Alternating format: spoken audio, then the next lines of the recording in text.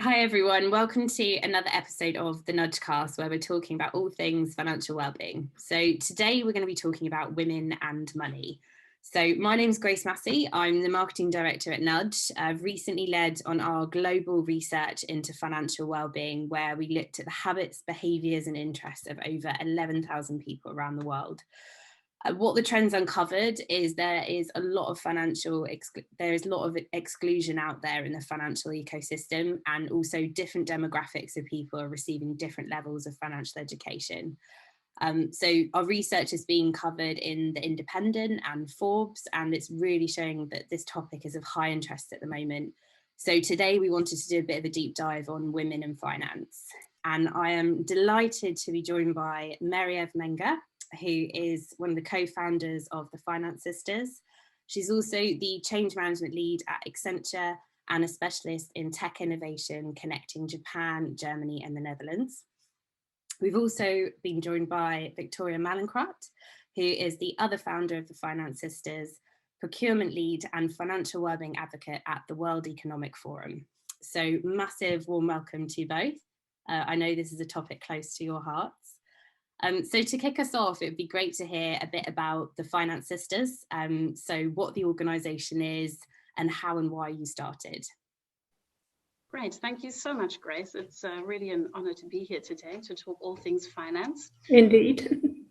So the Finance Sisters are a social enterprise, and our aim is to help women take control of their finances. And how do we do this? Well, we have a number of corporate workshops that we run. We've written a book, and we have a number of resources on our website at financesisters.com. And we do this as an addition to our day jobs. So it's kind of a passion project that we have, and it's been really a great thing for both of us since we started about 1.5 years ago. The reason that we started was that a lot of our friends in our circles, female friends, were very interested in investing, but didn't really know how to start. And Marie-Eve and I have been doing this for many years, and we're always talking about the topic. So we decided to take our advice and launch it to help other women. And Marie-Eve actually signed us up for a conference in June last year or so with Women Tech, so women in technology.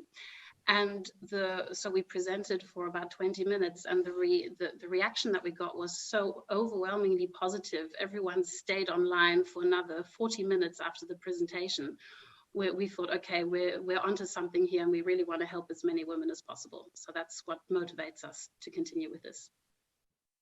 Yep. So basically from Finance Sisters in private, and by the way, very good friends and former colleagues to now the Finance Sisters as a social enterprise. I love it. Thank you so much. I really, you both know I really love what you do, and I think there's so much need there as well, similar to what you were saying with kind of friends and family and different experiences. So no, it's brilliant what you guys are doing, and we're looking forward to hopefully working together more going forward. So I guess today what we wanted to do was kind of talk about, I guess, the nuances of female relationships and money. So as ever with money, it's a highly complex subject, and we know that there's a lot of social factors there at play. But something that I guess we've seen in our global research is that globally, so we kind of looked at trends across different regions, across Europe, America, and APAC. And we noticed that actually globally, women appeared to be the most excluded from the financial services ecosystem. They're least likely to have received financial education in school. And although kind of dreams, goals and aspirations were more or less the same as their male counterparts, how men and women felt about their current situation was quite different.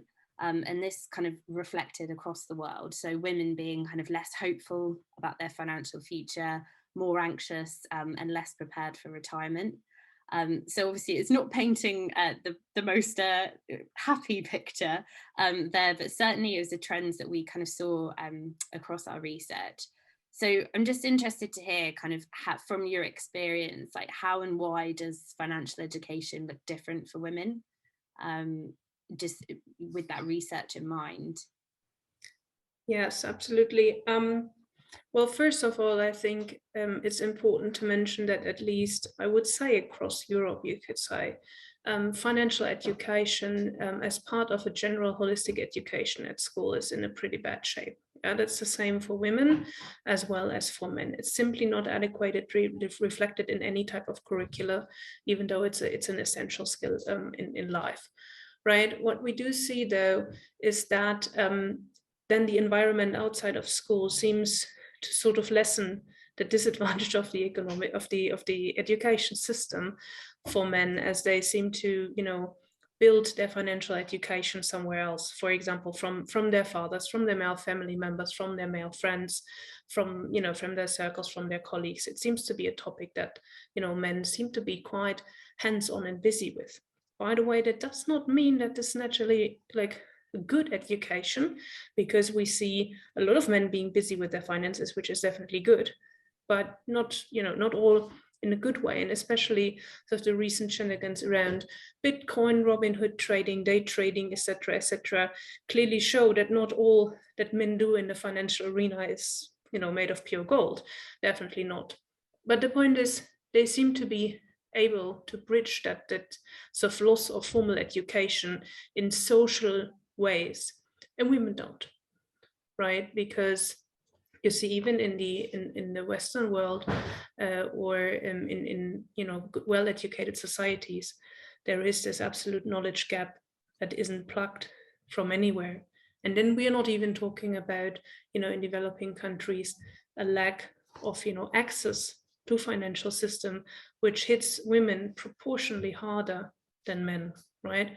And I think this would be even out of scope of discussion, but I think it's a very important thing that even if a woman were to be educated, she might not be able to access financial resources or anything.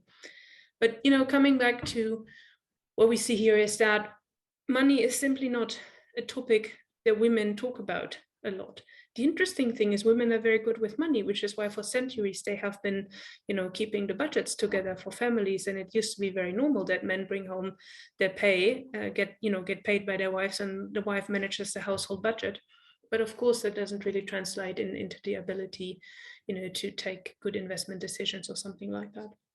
And this is actually where we start with the Finance Sisters.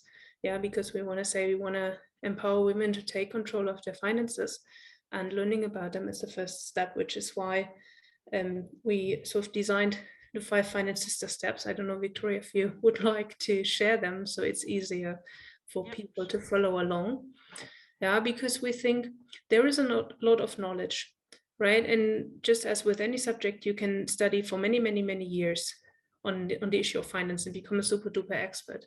However, I think just as with any type of education, to get a solid basis is not so hard, but information is very dispersed. And we tried to simply take it into something that is easy. So, basically, if you want to take control of your finances, we say there are 5 steps you have to take, but all is underpinned by a mindset. And that's what we're working on first, to say you need to have the right mindset. And it's a question of empowering, right? Is to say, people, it's not that hard. You can do it. You are a clever sister. Just don't be afraid. But also think about your feelings about money and how this behaves, how this impacts your behavior. Yeah, what are your beliefs about money, and what do they lead to in your actions, right? It's something that you do in coaching a lot. Think about what beliefs do you hold and how are they hampering you going forward. So we try to build that positive mindset of saying, A, I can do it, and B, create the right beliefs about money. And this is essential, something like not spending above your means or something like that, right? But then we say, basically, in order to go ahead, you just have to look, where are you right now? That's taking stock. What are your goals? And this is a mix between almost financial and life goals, because very often they're very intertwined and will determine whether you're looking at short and or long-term planning. Then, and that's obviously the core part, and that's what most people, I guess, also come to for our webinars, our website, our books, is that actually start investing. Like, how do you actually do it? And we say, look, before you get a PhD in finances, just get started. As with everything, practice makes perfect. We have a sort of simple recipe for getting started. And then number 4 is continue to build knowledge. And on base of that, number 5, you can always fine tune whatever you started in step number 3, right? And in that way, that dollar sign almost becomes a perpetual circle. And that's sort of our, let's say, very simple way of educating about finance, by saying it's not hard. You just sort of need to follow these steps. And then, you know, that step number 4 can be as big or small as you like it. If it's a topic you're still really not interested in and it's still a toothache for you, then, you know, keep it small and manageable. You're set up at number 3, which is best of all. But if you think it's really, really, really cool, well, then absolutely go for it and then build that knowledge. And I think adding to that, Maria, that was a really great way to describe our 5 sister steps. Recent research has shown that a third of the financial literacy gap can be explained by a lack of confidence.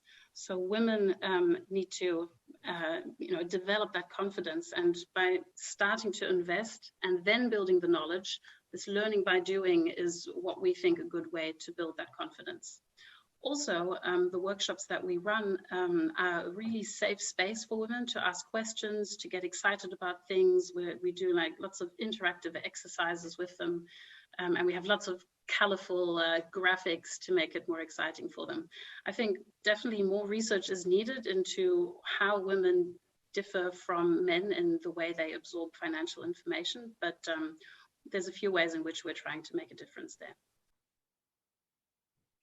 That's really interesting. Thank you both. And I can certainly resonate with the piece around, you know, setting those goals and having a kind of positive mindset to this and just that confidence. Because I think it is, you know, investing in finance is such a huge, daunting subject. Whereas I think if you know, I guess making women more confident to set those goals and know what they're looking for can really make a difference. So thank you.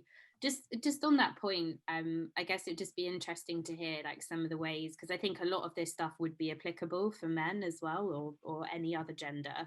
But what are those kind of couple of points that you just mentioned there, those specific nuances for women that you tend to observe and pull out? I mean, we certainly don't exclude men from the workshops, although we found with the clients that we're working with is that it's just a much nicer environment and it's a safer space when it's generally women.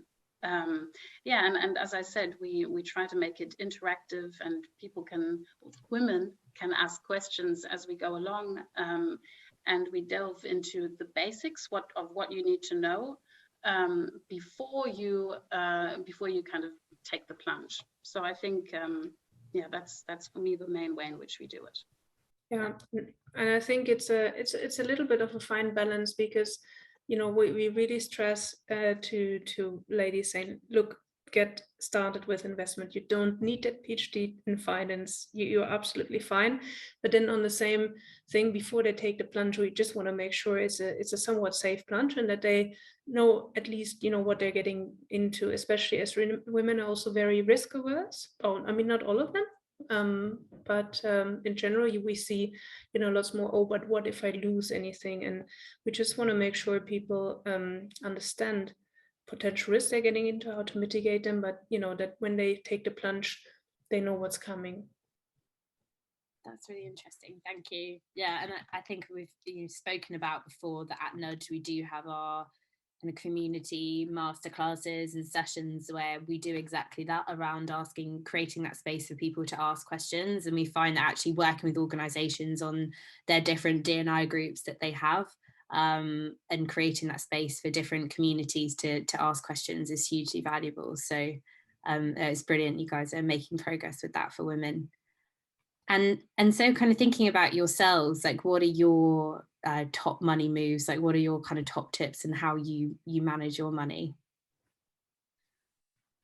Who's going to go first? Maria, you go first. I'll go first. Well, actually, you know, I put you on the spot. I thought you're naturally in sync of who goes first. So go for it, Marie-Eve. Yeah, no, absolutely. I mean, we're usually quite in sync, but not always. But anyhow, my top money move, well, I mean, of course, there are many daily tweaks, but I think my top money move is actually on the income side of things. And that is actually negotiating my salary. It's very scary, but it's absolutely important. And while I'm still sort of, working on how to do this on a more annual base, for sure, when you take up a new job, don't be afraid to ask for what you feel is worth it, and don't be afraid to also negotiate about it. Because while you can always save that much and create even by that like lots of space for investing and stuff like that, but why not address your top line income as well? And many people are afraid to ask, and it is a tricky subject, but I mean, there's this old saying is, if you don't ask, you don't receive. So that's my top money move. I love that. Brilliant. I have two. I think the first one is to just get started, and the earlier the better. And I'm also on the pension fund committee at the World Economic Forum, so our internal pension fund committee. And it's really a struggle to get the younger members of the pension fund involved as soon as possible. So yeah, but my advice is always try to, it might be a bit of a hassle to find out what you need to do to secure your future and to get on top of your finances, but the earlier the better. And the second one relates to social media. So I've gone through a bit of a cycle where when we first founded the Finance Sisters, we followed a lot of social media influencers, mainly on Instagram, and there's really a lot of good stuff out there, but it's quite hard to know what is the good stuff, especially when you're starting out. So I think people need to be very careful about who they follow and not to follow too many influencers. And I think in your report, you also have a stat on that, right? I think it's 23% of your respondents seek financial education through YouTube. I know what is good and what isn't, but maybe not everyone. So I think people need to be very careful about that. And I've now also stopped following most influencers, because actually the best strategy is to keep investing as simple as possible and just let it run in the background. You don't need to be trading in and out and trading Bitcoins and things like that. I'm going to create some some questions here from Marie-Eve, I guess, but yeah, that's my view. Marie-Eve, did you want to jump? No, yeah, no. I mean, sorry. I thought we're still on the hacks, but no. I think what Victoria says is absolutely spot on. Right, there is a lot of influencers there. I have to admit, I still do follow a lot of them, because first of all, I think all potential future finance sisters are seeing that content, and it's good to know what they are seeing, because that also might influence the questions and the attitudes they bring into our workshops or when they contact us or something like that, right? Also, it's always interesting to compare new approaches, right? Because as we say, it is possible in step number 5 to fine tune whatever you have, right? So to be honest, I'm always on the lookout and see if there's something that can be optimized, right?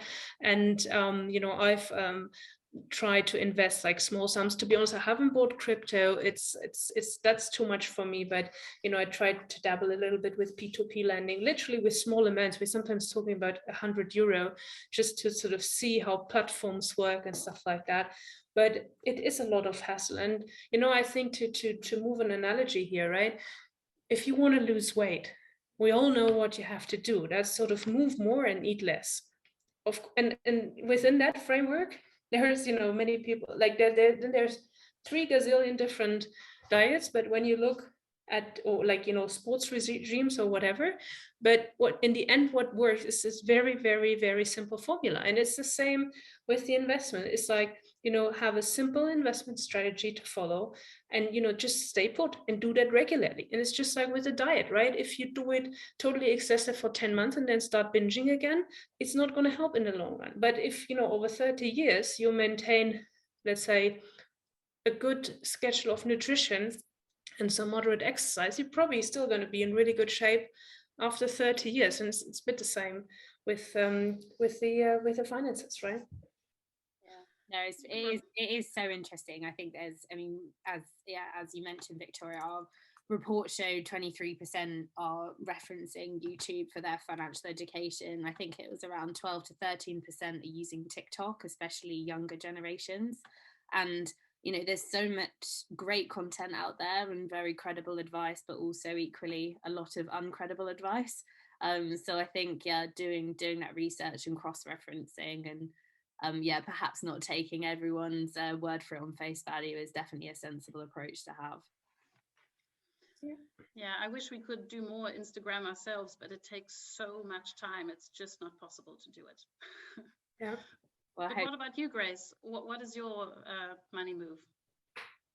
I think mine is probably coming from my, I guess you mentioned earlier, kind of beliefs about money, and I think I guess as as a person or a woman, I've always kind of felt that I want to cover my back and look after myself. So for me, it's setting short, medium, and long-term goals. So I have the goal setting for me is super important, and I think I'd probably wrap into that how I've gone through with promotions and salary reviews, because I'm always just so conscious of time and getting a kind of pay reviews when I can.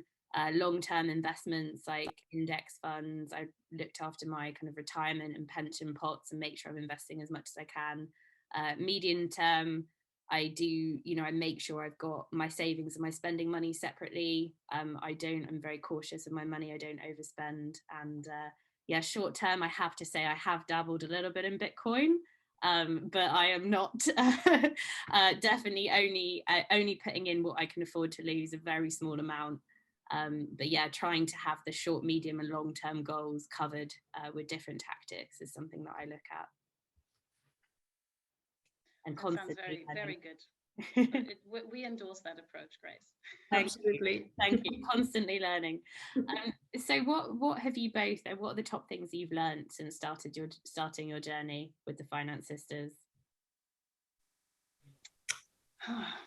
So many things. I mean, on the business side of things, it's just, it takes up a lot of time, and especially Instagram and social media takes up more time than you think. And for me, again, I mean, going back to my top money moves, because doing the whole Finance Sisters project has also really helped me solidify what I want to do with my own finances.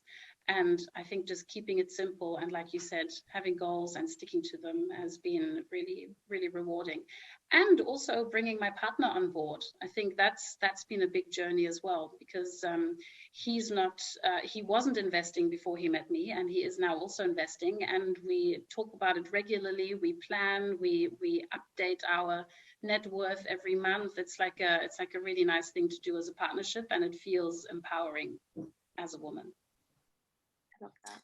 Yeah, I mean, I definitely have learned navigating the ins and outs of German company founding law and doing your taxes as a small business.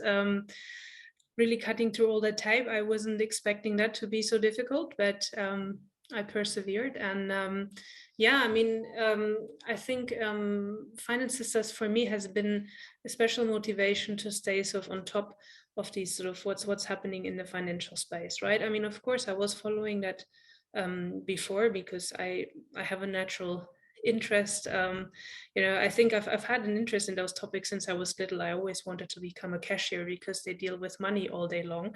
That was my first wish as a child. But Finance Sisters has really sort of forced me to keep myself up to date. What are the latest trends, like from crypto to sustainable to whatever? And that's really nice, because I think especially if you're very busy, that's a topic that sometimes really falls under the table, and this way you stay current. And I think also about the social media, that we learned that it's okay to prioritize other things, because we were putting, especially at the start of the Finance Sisters, immense amounts of time into like building our social media profiles. And we do enjoy having really positive interactions, for example over Instagram, but then we realize when we compare that with interactions we can make in a real workshop, or even when it's a workshop over the internet, it just doesn't compare. So that's why we plunge our efforts into really making those connections. And making that cut was kind of scary, because you think, oh, if you're not happening on Instagram, you're not happening at all. But we're trying to find a good balance there, and I think that's something we had to learn as well. Brilliant, thank you.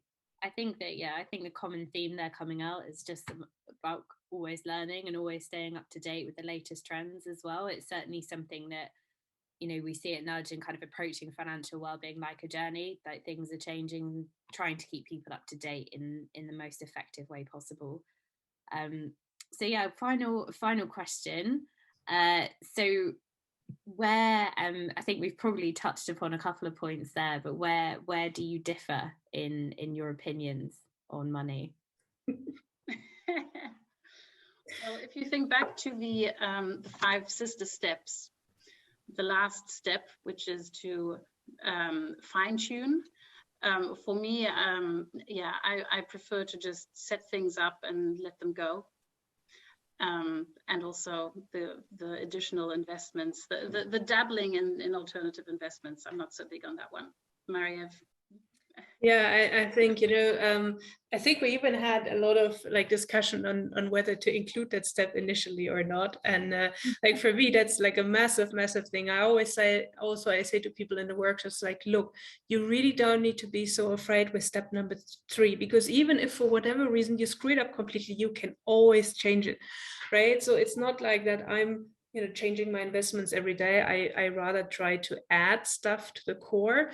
But especially, with ETFs becoming much more available, I was thinking, should I build a whole portfolio? And I tried a couple of robo-advisors, because, for me, it's like, yeah, of course, an ETF, for example, if you take an MSCI World or something like that, is globally diversified, but then it has like this huge focus on the US. So I was like, okay, should I diversify it more? And, I really like trying to trick the brain, who always thinks there is something better out there, is for me something I always do. And then I really have to pull myself back on the carpet and say, there is a lot of stuff, but what matters is the result, right? And I think I have to consider, while we had many heated discussions about what is good and what is not, I would not say that my approach is in any way more successful in the long run, right? And then of course you can ask yourself the question, is it then worth all the trouble you're going through if you just get the same result? Probably it's not. But